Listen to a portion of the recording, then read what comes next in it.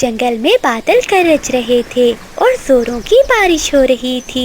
जंगल के सभी पक्षी अपने अपने घरों में डरे हुए बैठे थे। काफी पक्षी तो कई दिनों से भूखे थे, क्योंकि जंगल में लगातार बारिशों से उनके घर में राशन अब खत्म हो चुका था। बादल कव्वा और बिजली का भी भूख से सताए हुए कबूतर के घर जाते हैं। वो दरवाजे पर दस्तक देते हैं। चीकू जी, इस समय कौन आया होगा? तुम चिंता नहीं करो, मैं देखता हूँ। फिर तोता दरवाजा खोलता है और कव्वे घर के अंदर आ जाते हैं। तोते यार, अब तो हमसे उड़ा भी नहीं जा रहा था। भूख के कारण पेट में बहुत दर्द हो रहा है। चिंकी बहन, क्या आपके पास कुछ भोजन है? अरे बिजली बहन, हमारे पास तो कुछ भी नहीं था। जो भोजन हमने बरसात के लिए जमा किया था वो तो आप दोनों ने बरसात शुरू होने से पहले ही चोरी कर लिया था। चिंकी, ऐसी छोटी मोटी शरारतें तो हम शुरू से ही करते आ रहे हैं, परंतु हमें क्या पता था कि बरसात इस बार इतनी देर तक रहेगी। ऐसी बरसात में अगर कुछ खाने को मिलेगा तो चिड़िया के घर से ही मिलेगा। यार तोते, चिड़िया की तो कुछ दिन पहले मुझसे लड़ाई हुई थी। वो तो मुझे कुछ भी खाने को नहीं देगी।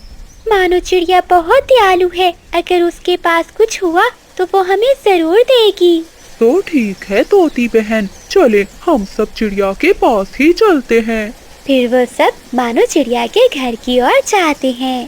तेज बारिश और ऊपर से ठंडी हवा ने तो गर्मियों के मौसम में ठंड बना दी थी। वो सब बहुत मुश्किल से उड़ते उड़ते मानो चिड़िया के घर पहुंच जाते हैं। दोस्तों, मैंने आपको पहले ही खिड़की से देख लिया था, इसलिए दरवाजा खोल दिया। चिड़िया बहन, हमने तो बहुत इंतजार किया कि बारिश रुक जाए, परंतु बारिश तो और भी ज्यादा तेज हो गई है। मैं और चीकू जी बहुत भूखे हैं। और हम भी। चिड़िया बहन, उस दिन जो मेरे पति ने तुमसे लड़ाई की थी, मैं उसके लिए क्षमा मांगती हूँ। मानो बहन, अगर ऐसी बारिश में हमें कुछ खाने को ना मिला तो हम सब भूख से मर जाएंगे। आप सब चिंता ना करो, मैंने बरसात के लिए भोजन जमा कर रखा है। मैं अभी आप सबको भोजन देती हूँ।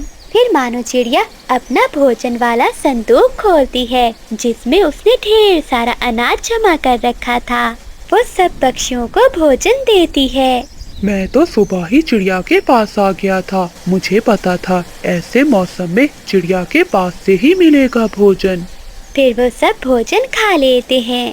बादल जी, अब जाके पेट को कुछ आराम मिला है। मुझे तो लगा था कि मैं भूख से मर ही जाऊंगी। बाहर आसमान पर बादल और भी गहरे हो जाते हैं। वो बड़ा काला बादल खुद पर तो काबू ही नहीं कर पा रहा था।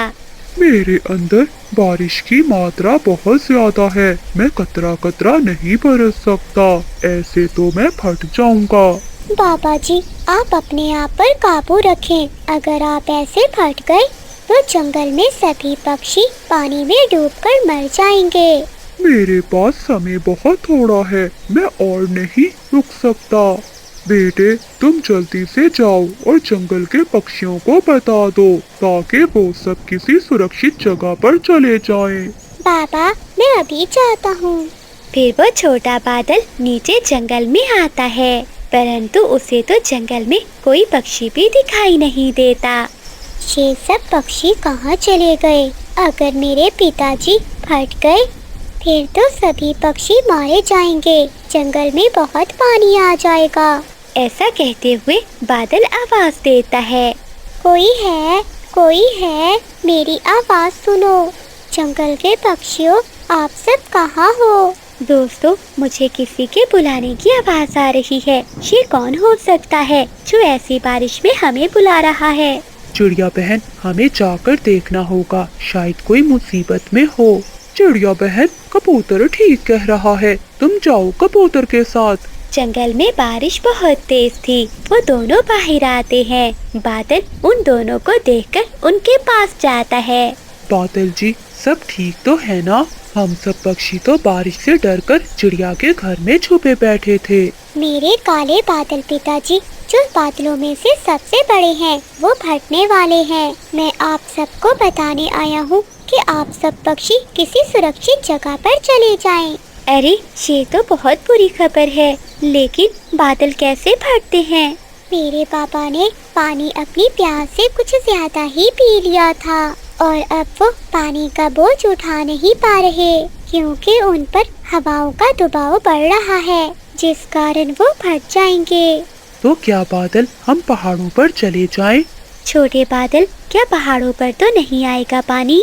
बादल फटने से जोरदार धमाका होगा और बारिश की बूंदें गिरने की बजाय एकदम ढेर सारा पानी नीचे आएगा। ये अच्छा ही है कि तुम सब पहाड़ों पर चले जाओ। फिर वो छोटा बादल आसमानों में चला जाता है और चिड़िया और कबूतर वापस अपने घर लौट आते हैं। चिड़िया बहन, कौन था? क्या कोई मुसाफिर था या फिर कोई मुश्किल में था? दोस्तों, मुश्किल में कोई और नहीं बल्कि हम सब मुश्किल में फंस गए हैं।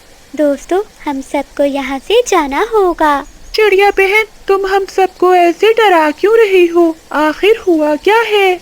हमें क्यों और कहाँ जाना होगा? दोस्तों, एक बड़ा बादल फटने वाला है।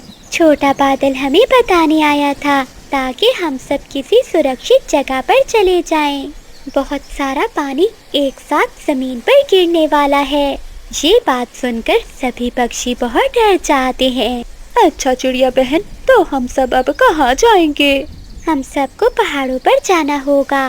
लेकिन पक्षियों, वहाँ जाकर हम क्या खाएंगे? दोस्तों, हम सब ये मेरा भोजन ले जाते हैं। फिर वो सब ऐसा ही करते हैं। चिड़िया अपने भोजन का संदूक लेकर सभी पक्षियों के साथ वहाँ से उड़ जाती है। मुझसे और बर्दाश्त नहीं हो पा रहा।